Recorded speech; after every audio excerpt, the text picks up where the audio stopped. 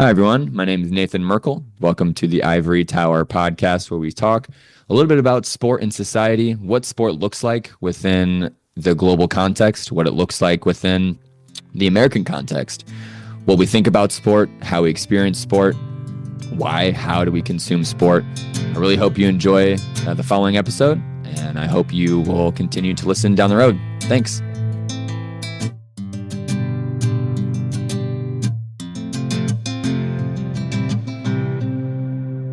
All right, everyone. My name is Nathan. Thank you for joining Rebuilding the Ivory Tower, Perspectives on Sport and Society. I am really excited about this episode today. I'm joined by Brian McQueen, who's an equipment manager for a hockey team up in Maine. Hi, everyone. My name is Brian McQueen. I am, as Nathan said, an equipment manager for the Maine Mariners of the ECHL. Currently in my 7th year pro. I have been here for 4 years, with 3 of those years prior in being in Knoxville of the SPHL. And yeah, ready to get this going. Yeah, that's great. It's really, really interesting to hear your journey and your background through sport. I'm curious if you could sort of paint us a picture of how you got there and why you got there and why you chose hockey as the specific sport to work in. So, as we discussed before, I had a little bit of a backwards way into becoming an equipment manager, in hockey especially. I grew up playing roller hockey growing up, as in the Midwest, being from, growing up in Missouri and things like that. It wasn't very easy for where we were to play ice hockey. There was an ice arena around, but it was just so expensive at the time where roller hockey was such a better option just because of how, cheap it was and where it was, comparative to having to go to St. Louis, Kansas City every weekend. But I grew up playing roller hockey, football, baseball, all of that. Ended up going to the University of Central Missouri, of course, where I met you. Yeah. Go Mules. What's that? Go Mules. Go Mules. I went in as random roommate, random suite mates, and my suite mate at the time, his dad was the head on field officer for the Kansas City Chiefs. Ended up applying with him and ended up working with the Kansas City Chiefs for about 7 years on and off, mostly for their training camp, and then 1 year full time traveling with them as a security officer, basically. So not even in equipment, to say the least. And then to graduate with my master's, I needed an internship.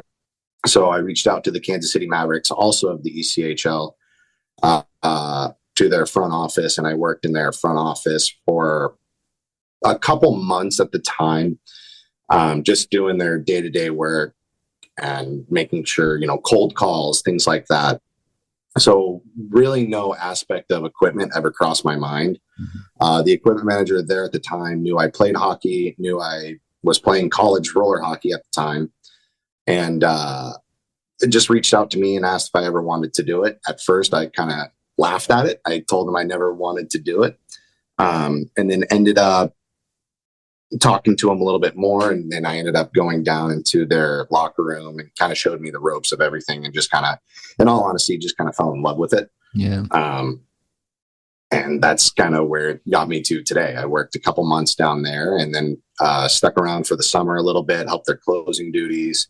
And I popped in probably about once a week, honing, sharpening skills for skates and other things like that. Yeah. But no, that's how I got into hockey, I guess, was starting with football. So it's interesting. Do you think you got interested in working in the industry solely because you played beforehand and you fell in love with the game?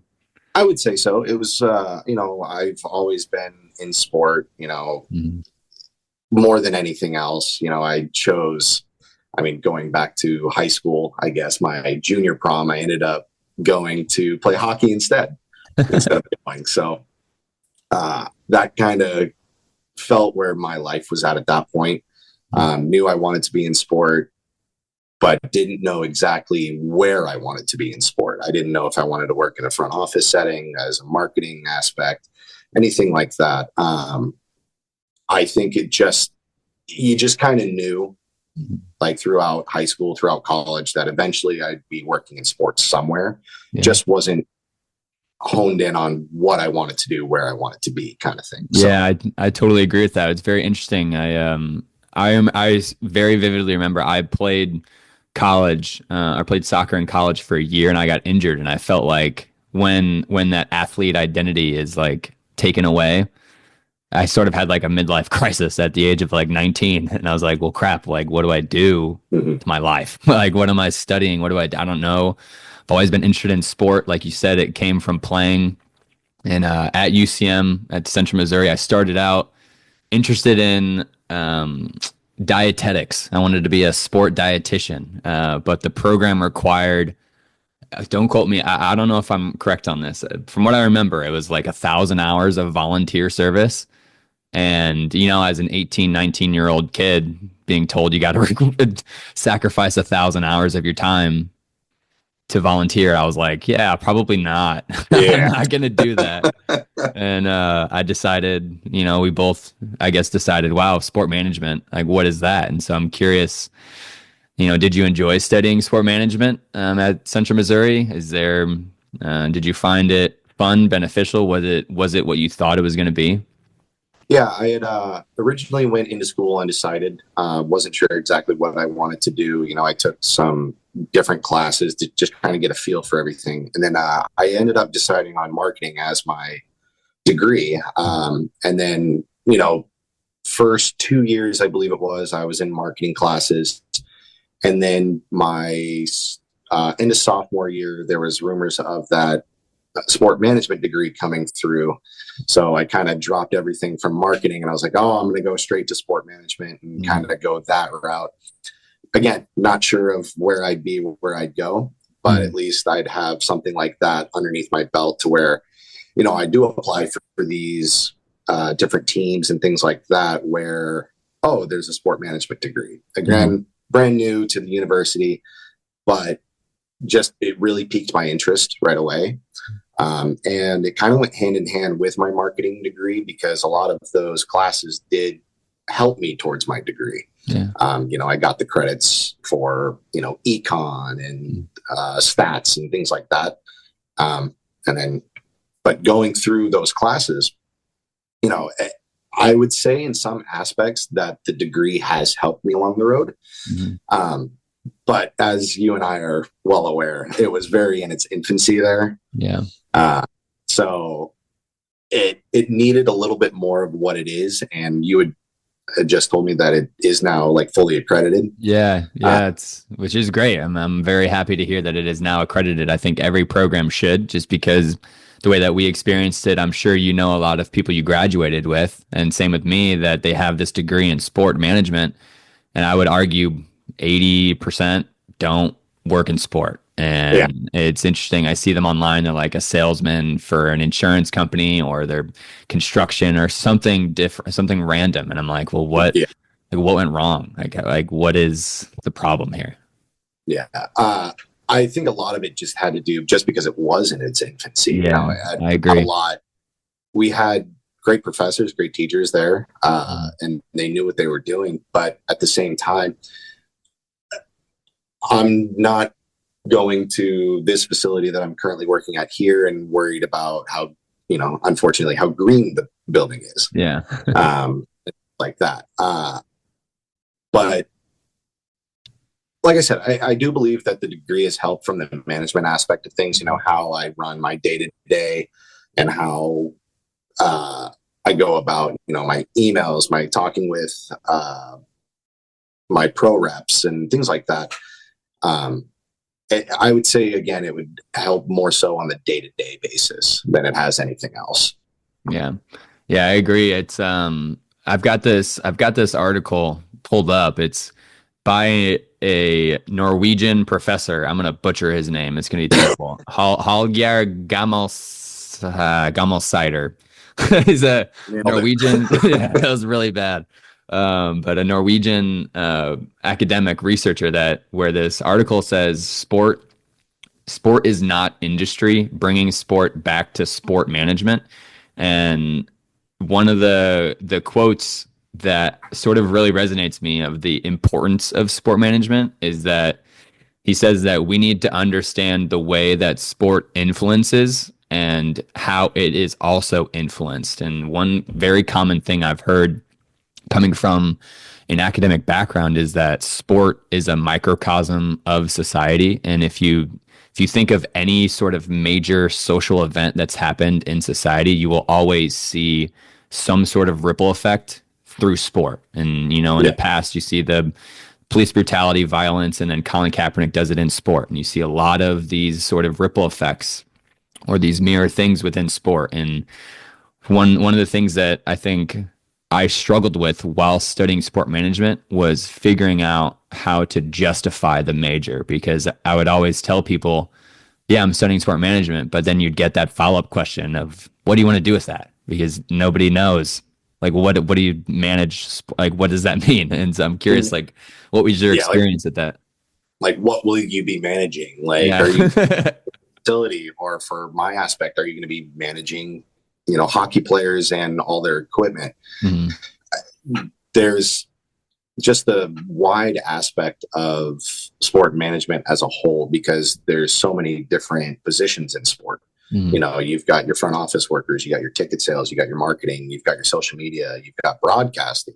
Mhm. And then you come down here and you see, we've got myself as an equipment manager, an athletic trainer. Does that fall under sport management as Yeah. an athletic trainer? Is that more of a medical side of things?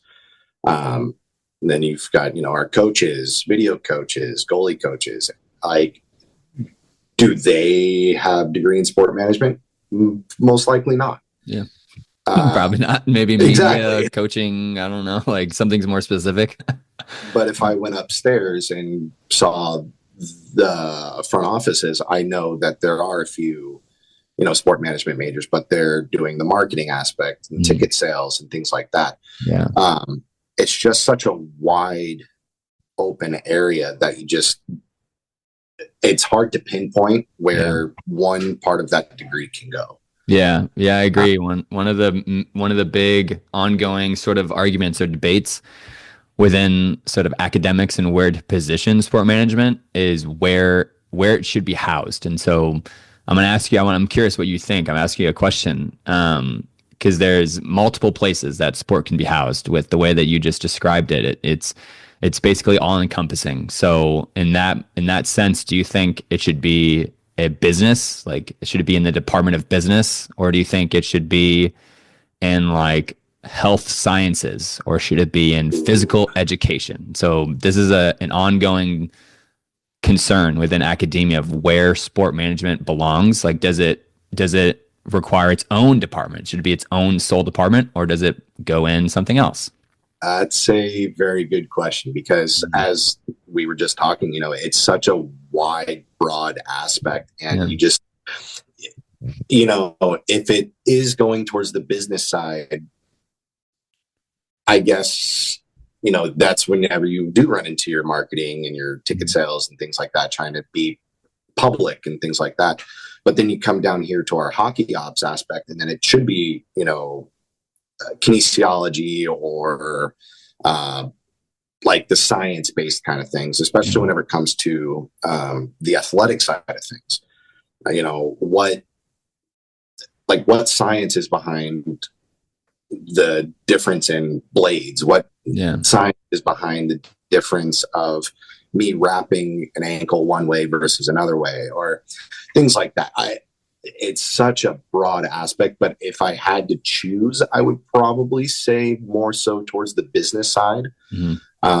Because whenever you get to my aspect in my job, a lot of my job has been growth from within. Yeah. So a lot of guys in my position have this job through, they've been around the team for years, as starting like as a kid and working their way up and things like that.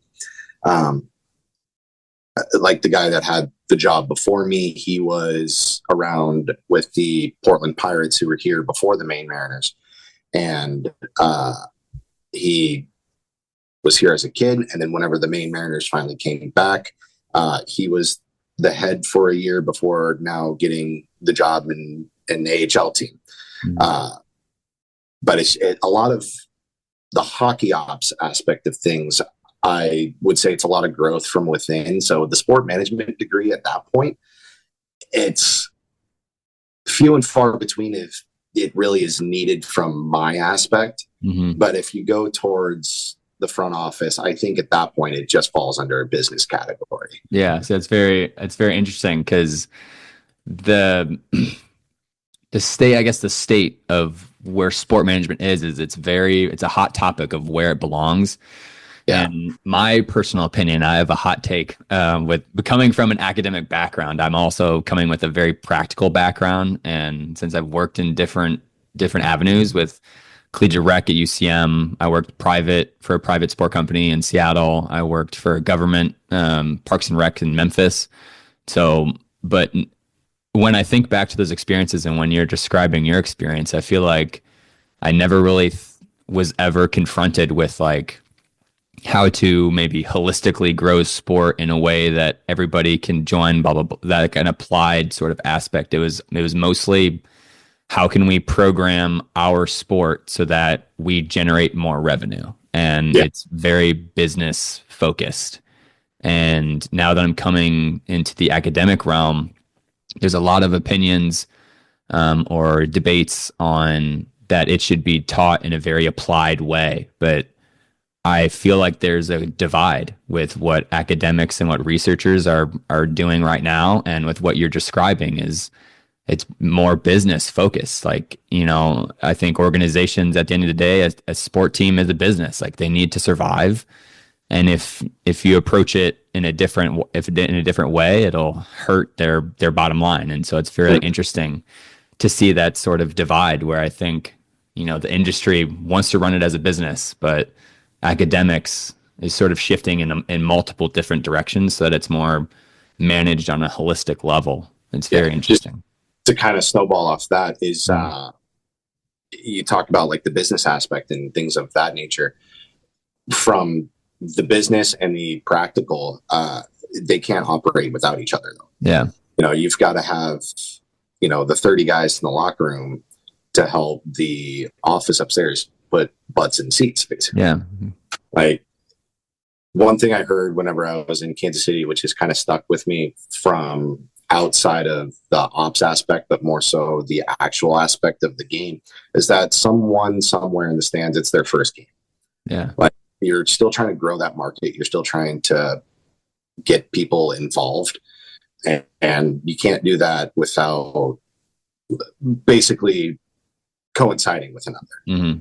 So, yeah, I agree. I think this is it's a very interesting debate and topic that I love to have and love to discuss because, you know, coming from my interest in research, my research interest is to look at like the psychology of fans and why they come back, what they do, how it impacts them, which then in turn will impact the business side, which is what you just described, which is really, really interesting. And relating back to that Norwegian article, I'm not even going to try to say his name because I'm going to butcher it again. But there's another one, another quote that I want to talk about. It talks about the general revenue of the sport industry. He said, Plunkett Research, which I'm assuming is a national research organization, the estimated 2017 value of the U.S. sport industry is 520 trillion. And the global sport industry is 1.3 trillion. So with a very, very large revenue like that, I feel like that substantiates and justifies the sport management major in and of itself. Because if you have 1.3 trillion in revenue, like how are you going to manage that? How do you manage that correctly?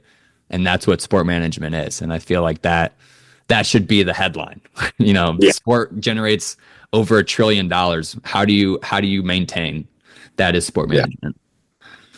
And you know, you've got, like we had touched on earlier, something can always be tied into sports somewhere. Yeah. Like it's unfortunate for some aspects, but in some aspects it's great. You know, everyone's just tied together. Everyone can revolve around the sport. Everyone can, you know, come together on sport. Yeah, yeah, I agree. It's a very collective sort of community ties. It brings everybody together. I feel like every single small community has some sort of team. They have some sort of sport identity.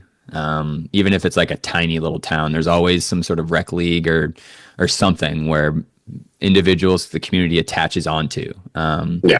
It's very interesting. I'd like to pivot a little bit to your experience with working as an equipment manager. I'm curious if you could sort of walk us through a day in the life. What does it look like? When do you show up? When do you leave? Things of that nature. Yeah. So my hours from, I would say, roughly September to, as of right now, April, but could go into June and some parts of July. My hours could very well vary through that time, but at that point, I'm Monday through Sunday every day. Mm-hmm. Usually on a normal practice day, I'm here at 7:00 in the morning, getting everything ready, set up, coffee, jerseys out, socks out, setting up for practice, going that route.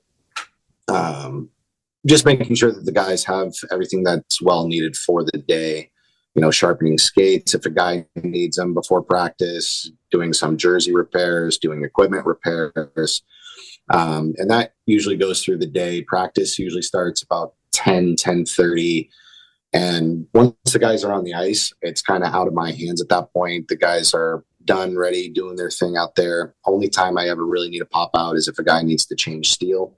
Mm-hmm. And then guys are off by 11:30, noon at the latest. They come in, they get a workout in. Then they head home for the day roughly around 1-2 o'clock. At that point, I'm doing their laundry, making sure that, everything's clean for the next day. And it's just a revolving cycle the next day. And I'm usually out of here by like 3 o'clock at the latest on a normal practice day. And then on a game day, it kind of gets a little bit more chaotic.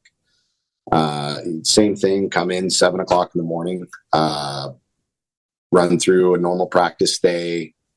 Kind of for us, we'll practice at 10. The away team then has ice at 11:15 if it's a 7:00 game. They roll through their practice. I do our laundry, I do their laundry. And then at that point, everyone's gone for both teams by 1 o'clock. Get their laundry done, get our laundry done, get it back out into the rooms for the guys, set our jerseys up, set the locker room up, sharpen skates, and basically prepare for battle, basically. Yeah. Oh my gosh. It sounds like you just described like a battle, like all day, no breaks, like getting the team basically prepared. Like you're like the behind the scenes engine of the team, preparing the team to compete almost every single day. Basically. And it flip flops whenever we go places. So yeah. Whenever we are home, I'm doing everything for the home team, for the away team in regards to like their laundry, getting their room set up, things like that. But, they take care of their jerseys, their equipment, all of that fun stuff. But whenever we're on the road, I'm there early-ish in the morning, not quite 7:00, but I still come in, make sure the locker room is set up, cleaned up, fans are put away. So stuff's done drying from the night before. Mm-hmm. And then after our practice is done, I wheel all the laundry to the away side. They take care of it. And I've got a little bit of downtime from usually 1 to 3. Mm-hmm. And at that point, I'm sharpening skates and making sure, the backups are ready for the night. So, yeah, that's interesting. Is there any point during your day you're like, wow, this is not fun, or are you always like, wow, I love what I'm doing? There are some points where you're like, oh, great, here comes more laundry kind of thing. Whenever you're at home, especially, it's the laundry washer dryers. They're always running. Mm-hmm. And usually I would say that's the biggest aspect where you're just like, just more of it. Mm-hmm. But outside of that, I would say the longest part of my day is to sharpen the skates, just making sure that those are done and ready. Um, Depending on how many pair I have to do, could take me an hour, could take me an hour and a half. And that's usually the prime between 1 and 3 o'clock. I'll get that done. This way, by the time guys are getting in, I'm available for them so they can ask me if they need any quick repairs or if anything like that. So yeah, it sounds like a packed day. It reminds me of I did an internship with a FC Dallas, as a major league soccer team, and I remember, I'm sure y'all have interns at your organization, right? Yep, mostly in the front office setting, but I do have an assistant that's here on game days alone. Same thing with our athletic trainer. He has an assistant. We work pretty well with the athletic trainer with the Maine Celtics, who are also here in town. He also pops over, helps us out. You know, we've got doctors here on staff that help out during game days as well. And then every now and then we'll have what's called basically a stick kid. Basically, they'll take care of the sticks for the away side. They'll set up the benches. They'll do all of that kind of stuff to prepare us for game day and just make sure that we're running smoothly out on the ice. So that's cool. That's great. Curious, do you know, with the internships, are those within your organization? Is it a paid internship or is it an unpaid internship? I believe that it's not basically an internship because it can't be labeled as that because they do get paid. Okay. But I would more so say they're game day help. Oh, like game day event staff, something like that. Yeah. Not exactly an intern. Yeah. Prior to the change in ownership, we couldn't label people as interns. Yeah. So. Yeah, it's interesting. It's I'm curious because when I did my internship with FC Dallas, they run heavily on internship individuals, and it was an unpaid internship. There were 3 of us for the stadium ops crew, and we ran the stadium basically on a day-to-day basis, and flipping the event space, bringing up tables, taking them down, hosting events, all this, everything that happened inside the stadium, they threw us on and made us do it. And that's a second hot topic within sport, is that internship. And I feel like a lot of academics push their students to find paid internships. But I feel like this is a hot take, is my opinion. Those are a dime a dozen. They are very hard to come by. Yeah. They're rare and they're extremely competitive. I know, for example, when I applied to the stadium ops internship and it was unpaid, there were like 400 applicants. And even with an entry-level job, I think I applied to it was like a Tampa Bay Rays data some sort of data or ticket sales. And there were, I think, back when I had the pro version of Teamwork Online, it was like 1,300 applicants. And you're like, oh my God, like there's so many people trying to work in sport, and you get the sport manager majors, but you're also getting business and everybody's trying to funnel in. So it's really interesting to sort of think about. And when I'm thinking about these things of these jobs and sort of like how to cater jobs to students right now, I just went on Indeed. This is really because I get curious a lot. I went on Indeed and just typed in parentheses sport management. The very first one that popped up is a senior manager for sport development and competitions for USA Football. Pays 61 to 97 grand remote. One more is the recreation manager for the city, which is Parks and Rec. The manager of it makes 121 to 158K. And so I guess that's another justification for sport management. I'm just trying to figure out ways to provide context as to what we do, how we do, why we decide to do it. And I'm curious, do you think that you have goals to work maybe in the NHL, or do you think where you're at now is a good spot, or do you have goals to maybe USA hockey, maybe the Olympics? I don't know. Like, I'm curious what your dreams are. Yeah, I do have dreams to work in the NHL as eventually. If I was the best at my job, I would be there now. But there is growth to be made in multiple aspects of my job, not just for myself, but for others across the board. We wouldn't be in this league if, we were the best at our job, unless you're there, you're easy to settle down, all that. But yeah, for me, I want to get to the NHL. I want to be there. Doesn't matter where for me exactly. It's, being an affiliation with a pro team, it's given me insight to that organization. And as a hockey fan in general, it kind of can either drive you to that team or drive you away from that team. There's different aspects of moving up in the job because of the different relationships that you have with that organization, with representatives from all your pro stock, and you want to work towards that, but again, it could drive you away from that. But again, to go back on it, yes, I do eventually want to work my way into the NHL. I just know that it's going to take, some time. Because again, I didn't come into this job like anybody else did, I'd say. So for me, it's one step at a time, and I'm okay with that. I'm okay with working my way towards it, even if it takes me a little bit. But for me, this is just the stepping stone to get to the next spot. Yeah, that's wonderful to hear, because I feel like a lot of students sort of have these hoop dreams. They've got these massive dreams. They want to work front office for the Yankees. I want to be the GM for the Bears. And I'm like, okay, great. Your first job is probably going to be, ticket sales. And there's always going to be some sort of stepping stone. Like whenever unless your uncle is the GM and hands you and so.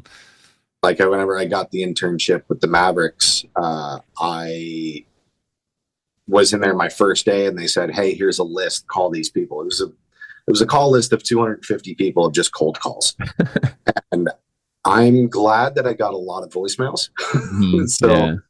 Hi, call us back. Yeah, it's interesting. It's one of those things that you don't think about. Maybe you need to be a good salesman to work in sport. You need to be a good salesman to sell the sport product to people, and it's really interesting to hear, and very, very curious, to think about. But yeah, that sort of transitions us into a couple of other topics. But I want to go ahead and do a little bit of a halftime here to give us a little bit of a break, and we'll be right back in about 10 seconds or so. Sounds good.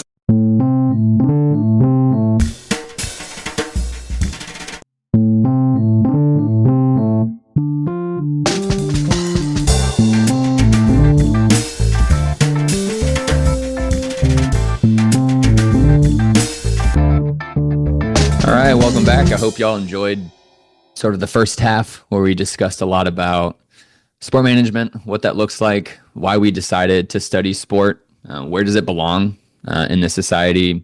Kind of want to shift more towards maybe the dark side of working in sport, maybe the bright side of working in sport. And then also want to pick your brain, Brian, about the current state of hockey in the US, where you think that is, where it's going, and things of that nature, if you're excited for things to come or if you're a little bit nervous. And also another hot topic is the current tariffs on the sport industry and how that has actually been affecting your job individually. So I guess we'll start off with just a little bit of a discussion of, what's the downside? Is there any negative aspects that you see thinking about when you work in sport?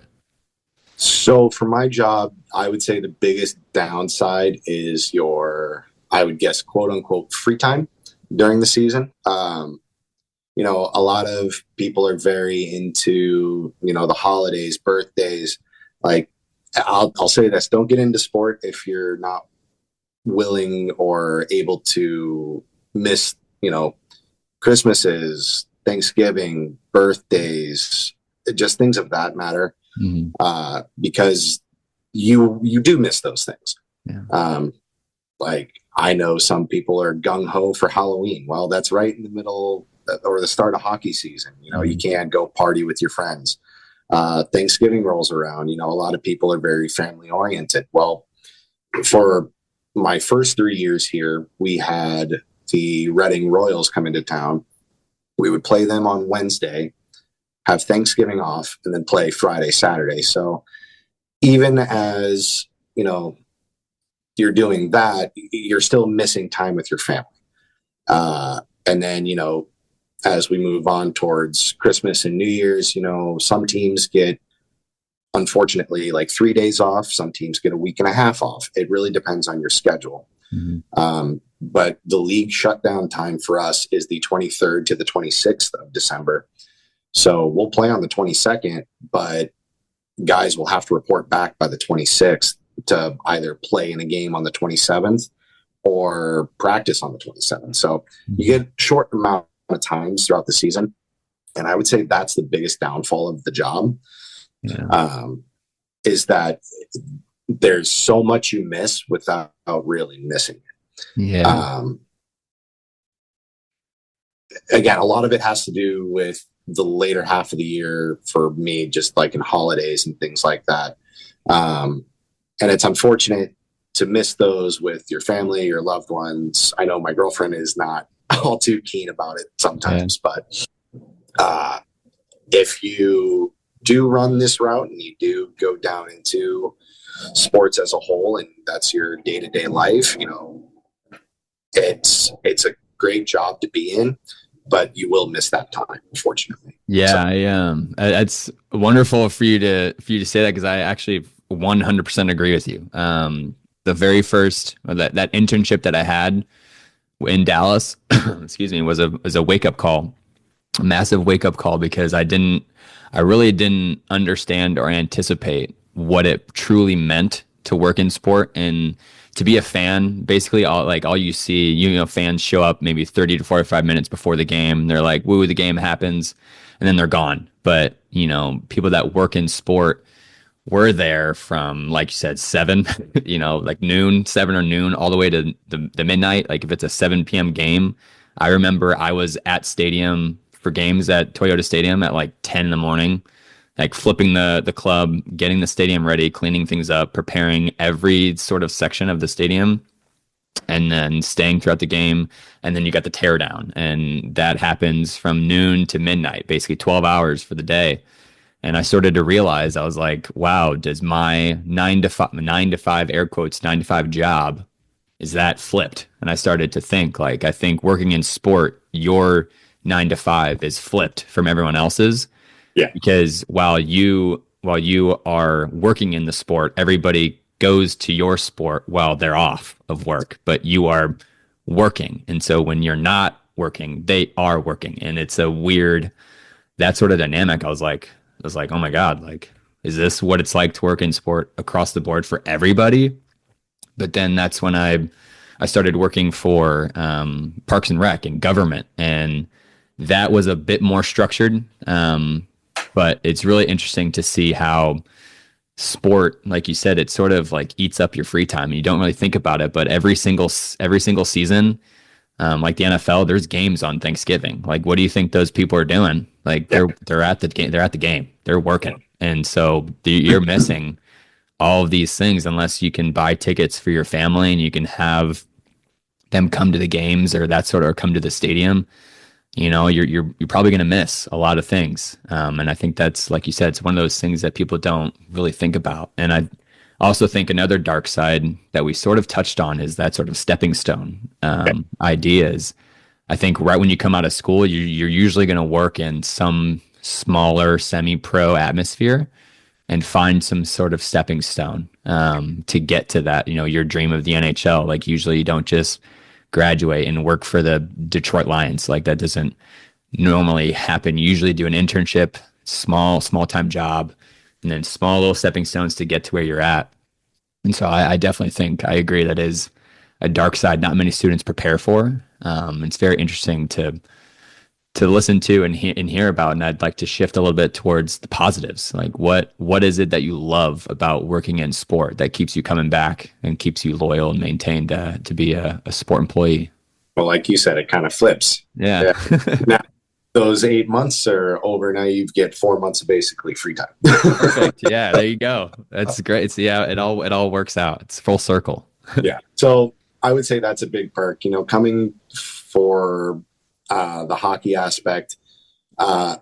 Your summers are quote unquote off until you get to the higher leagues. I know the NHL, as soon as they're done with their season, they've probably got like a month before they're diving right back into, prospect camps, training camps, things like that, rookie camps.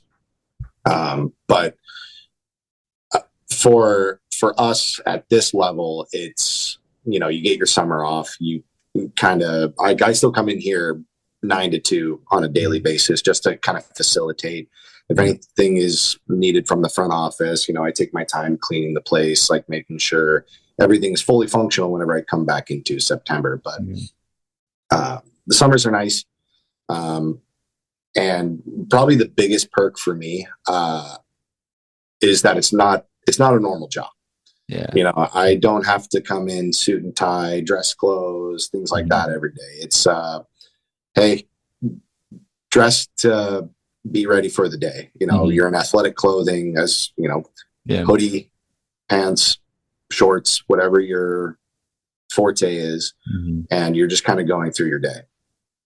I'm happy that it's not a desk job. There are aspects, where I sit down, reply to emails and do all that kind of fun stuff, but it's not a desk job. And you basically are with, 30 guys every day, just, having good conversation, sitting down on your couch, having a coffee, and then they go do their job out on the ice.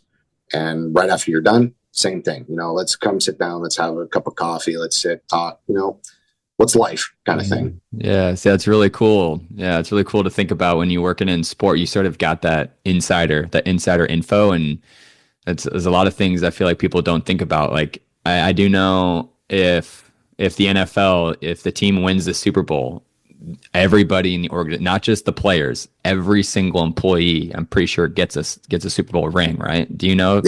Yeah. I believe that's the case. Yeah. Like that's awesome. Like as much as I am a football fan and go Tom Brady, if he would have won that year, I would have got my ring. So yeah, see, like that's pretty sweet. Like that's awesome. Every single full-time employee will get a ring. Like that is awesome because I think that shows like it's not just the players on the field. Yes, they produce the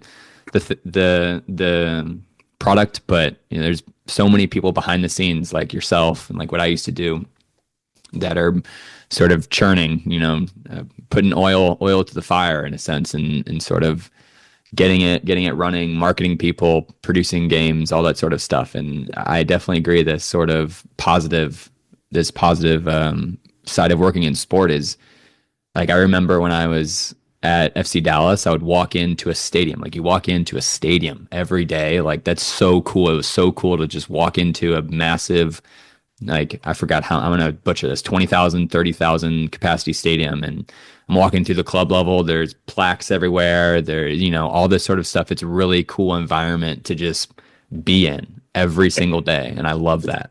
It's one of those, hey, I work here. Like this is awesome kind of thing. Yeah, exactly. Like I love this place. I mean, clearly my office is my home away from home. Yeah. And that's kind of, if you're getting into this aspect, is that you need to find that. You need to find your home away from home. My office has anything and everything that I need. If anything, I've got a full kitchen down there.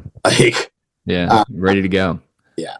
But yeah, the brightest part of it is that you've got, 30 guys in the room. You've got your 20 staff throughout the whole organization.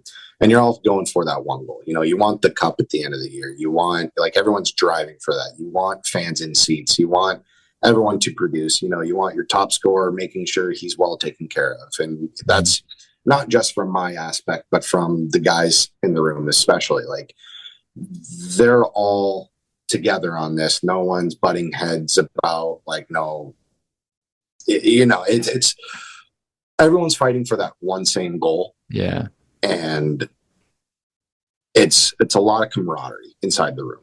Yeah. Yeah. I agree. Yeah. And I would say that that's one of the bigger bright sides of that, is that you have got that many guys working for one goal. Yeah. I like that, because I think like when you work in different business environments or different environments, everybody, each different employee is usually, they have their own goal, like sales goal, sell more, market to market more, or HR to, work to the employees. But at the end of the day, when you work in sport, every single employee is usually working towards the same exact thing. But in different industries, it's usually sort of pronged, and like each individual is working towards a different specific goal. Each department is different the way that they do it.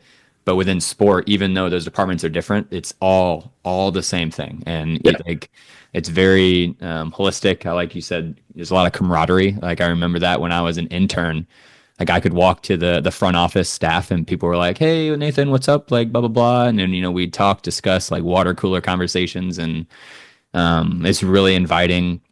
So that brings me to the $1 million question of, does the positive outweigh the negative? Absolutely. I wouldn't change this aspect of my job for another aspect of my job. Yeah. Like I said, it's not a desk job. It keeps me active, keeps me going, keeps, my day to day. Granted, there are some days where I wake up in the morning and I'm just like, oh, I got to go in kind of thing. Mm-hmm. But that's because, you're, to not go back to the downside of things, but you're limited on sleep. Yeah. And, sometimes you're sleeping at the arena, mm-hmm. which again, make your home away from home, just make sure you have everything you need kind of thing. Yeah. But yeah, I wouldn't change my job for a desk job, hands down. Yeah. And it does outweigh the negative. Yeah. Yeah, I agree. Yeah. I would definitely agree with you, even though I took the transition to move to academia when I remember when I was working in sport. I feel like if you're in a circle of 10 people and 10 people are like, "Oh, I do marketing for State Farm. Oh, I sell insurance. Oh, I, blah, blah, blah, all these other things." And then you say, "Oh, I'm the equipment manager for the hockey team in town." People are like, "Oh, that's cool." And you're like, people don't even realize there is a hockey team. Yeah. Exactly. And then you're like, "Yeah, I do all this stuff. This is really cool." Like, and people are like, "Wow, you work for a team? Like, that's really sweet." And I feel like it is a really cool, I don't want to say badge of honor. I don't know, that sounds weird, but I feel like it kind of is. Like when I was an intern or working in sport, I was like, yeah, I work in sport. It's super fun. It's super cool.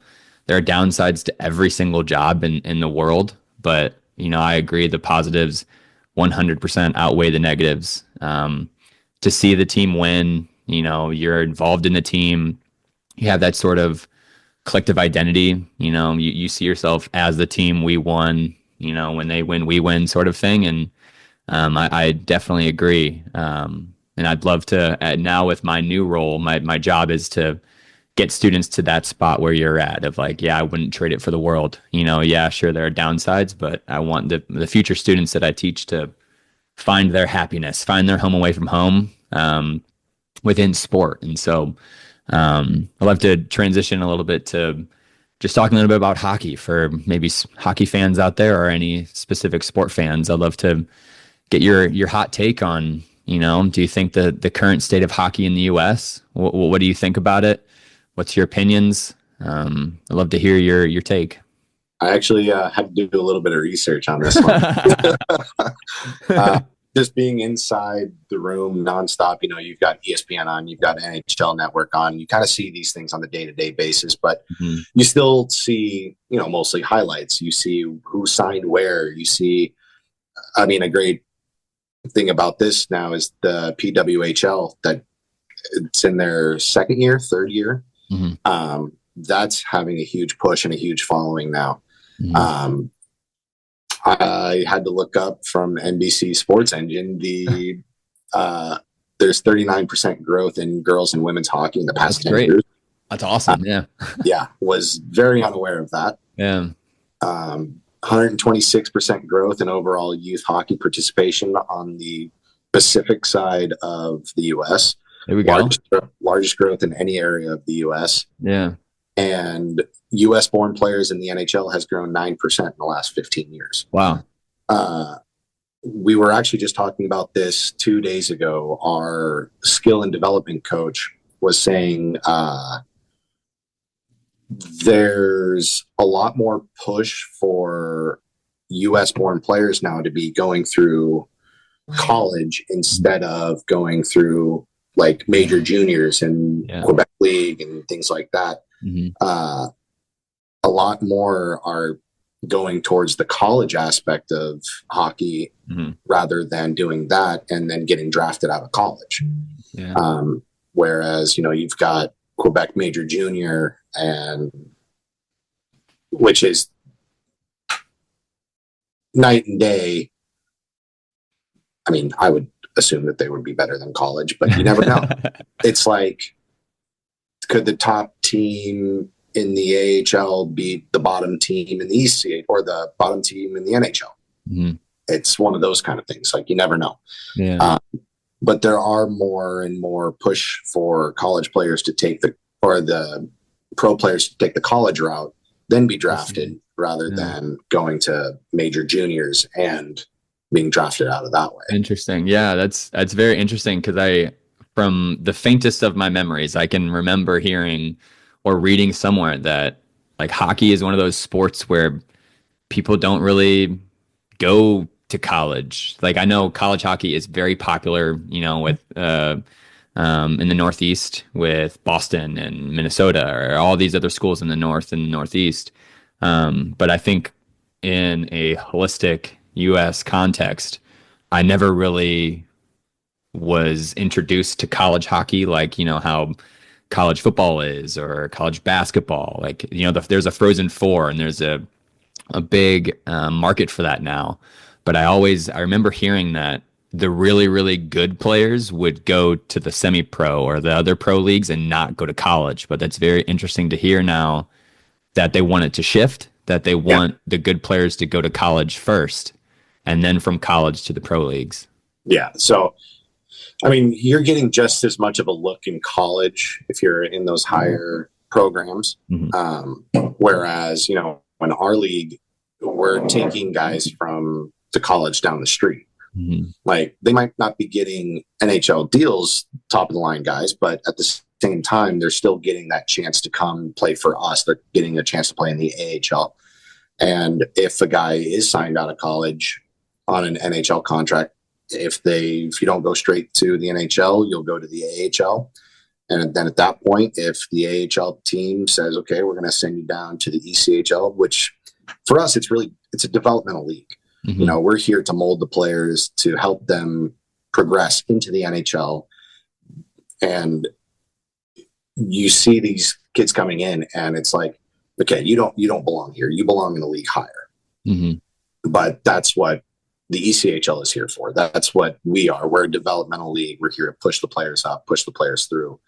And so, we're signing guys out of college ourselves or Quebec Major Junior. Once their seasons are done, we're trying to pull them here, one, to help us, but two, to help them. Interesting. Yeah. Do you think with your specific team, or do you think with the NHL in general, are you seeing more and more international players coming in, or are you seeing more and more American-born players? Because I know you said that stat of 9% growth over 15 years. Do you personally see that, or is that more professional or a different sort of? I would say if you're pulling like Europeans and things like that, I would probably shift more towards AHL, NHL. Whereas us here, we've got a few, like last year we had a Russian Canadian, like dual citizen that way. But for us, mostly it's a lot of Canadians and Americans. Whereas, this year we had two guys from Sweden.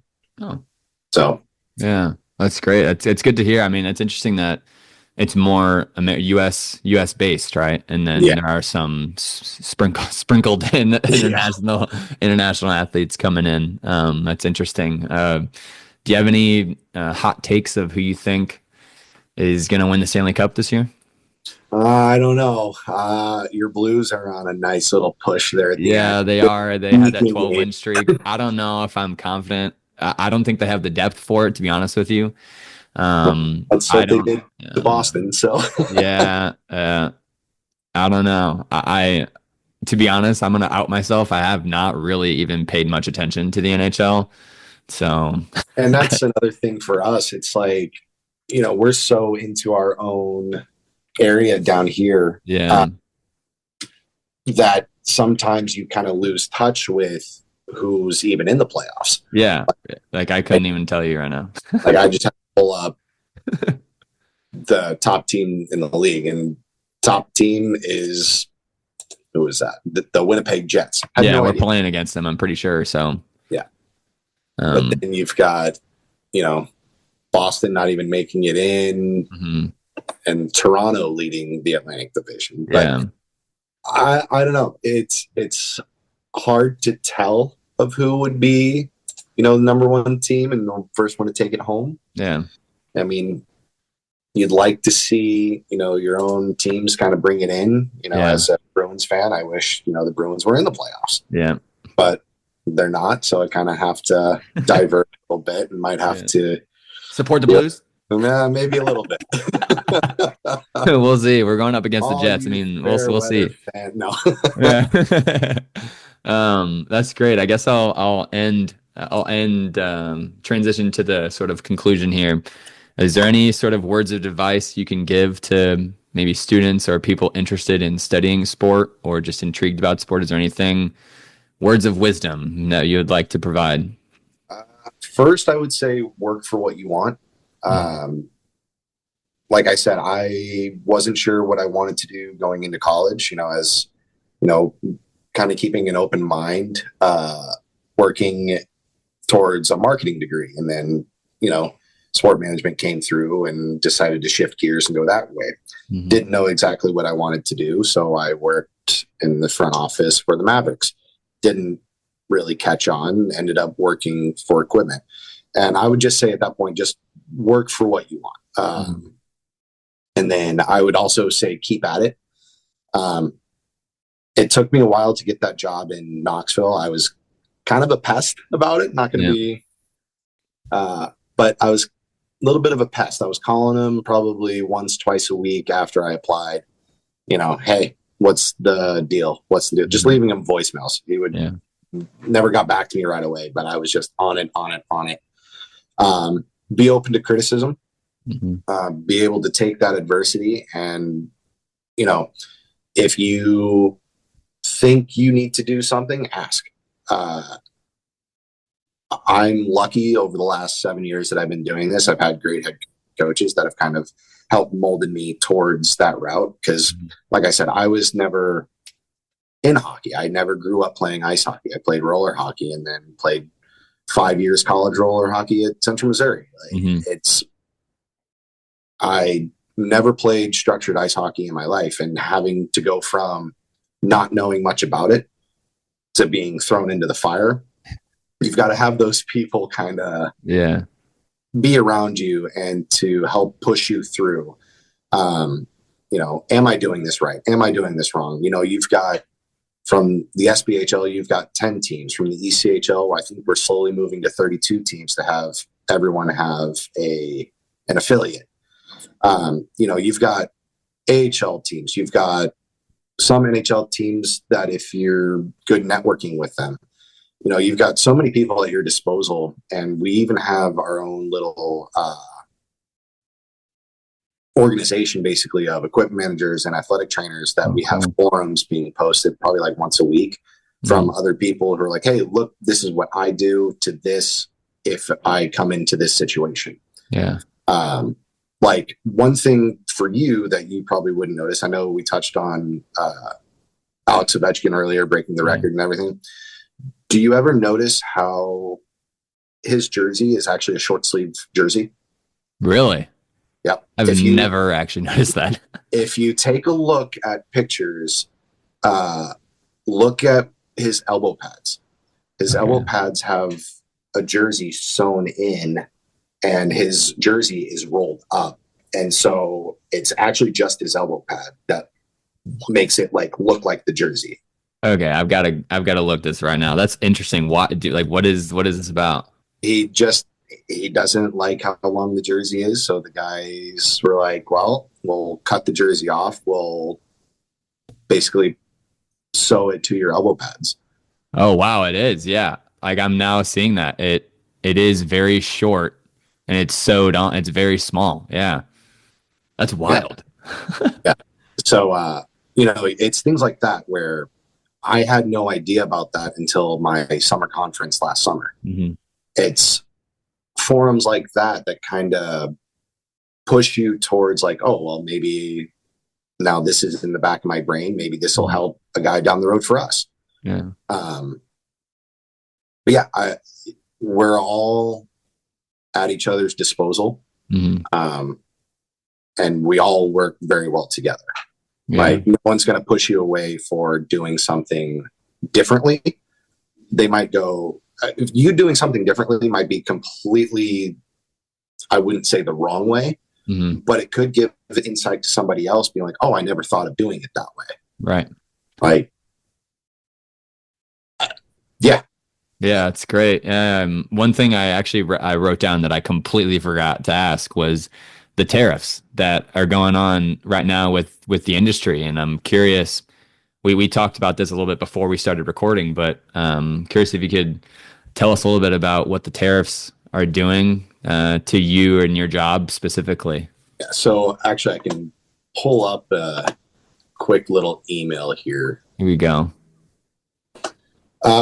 With the recent increase of tariffs on goods manufactured in China to 145%, hockey equipment manufacturers, as well as many other industries, are attempting to find alternative solutions.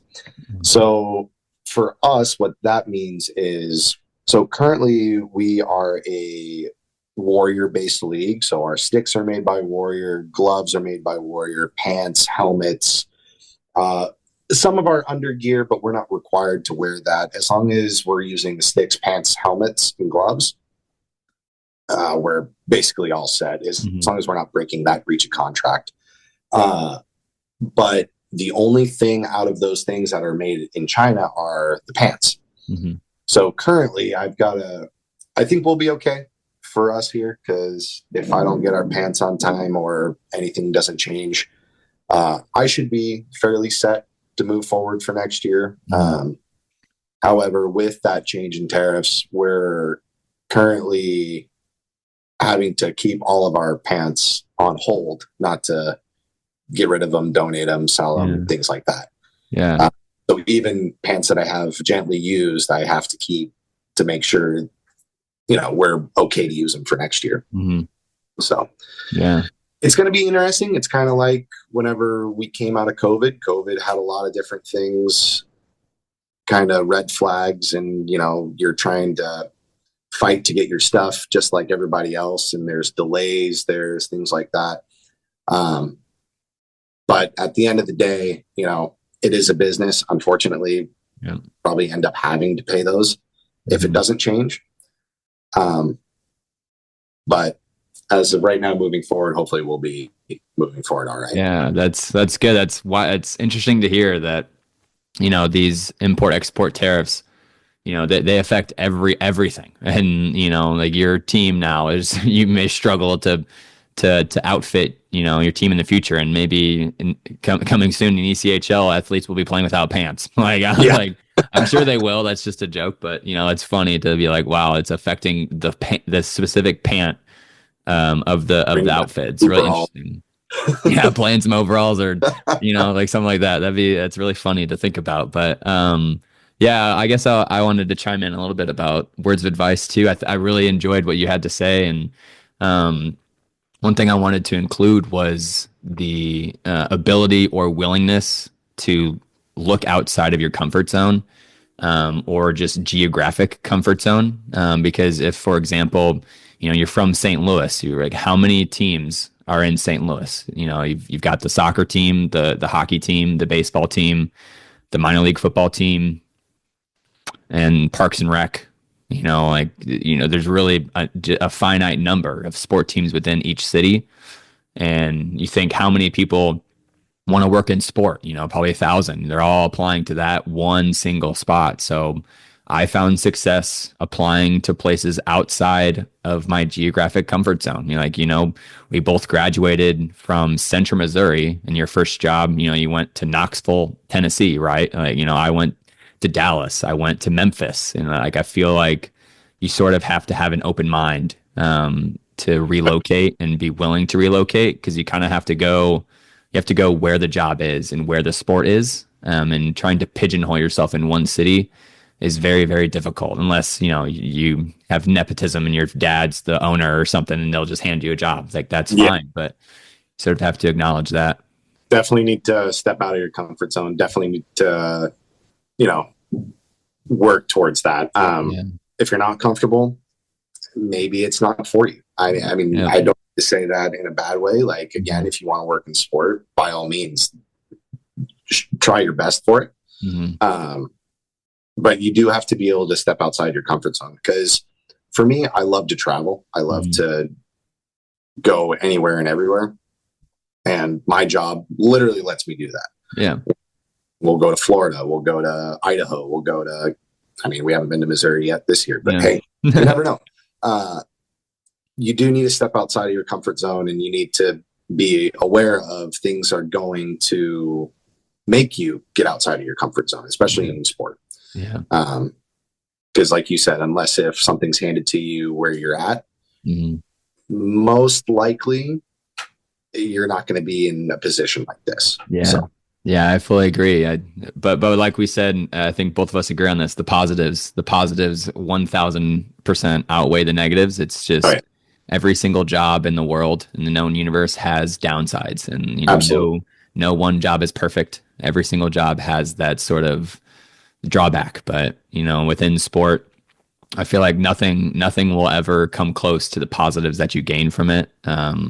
The sort of growth you feel with it, the connectedness, that sort of identity that you're talking about. Like, you feel this at home, away from home. You feel part of the team. Like, you are the team. The team is you. You are very well connected to the staff, the players. And so it's really cool to hear this sort of connectedness that I think, sport management students are sort of searching for. And it's great to hear that you could sort of found that with the Maine Mariners and in this league. That sort of concludes the episode for today. I really hope everyone enjoyed hearing Brian's story and my decent, aggressively moderate commentary. I hope y'all will join us again for the next episode. Brian, thank you very much for joining us. Thank you for having me. I appreciate it. Yeah, of course. Hope you enjoy the rest of your day. And thanks again for stopping in and enjoying the episode. And I hope y'all enjoy the rest of your day. Thank you very much.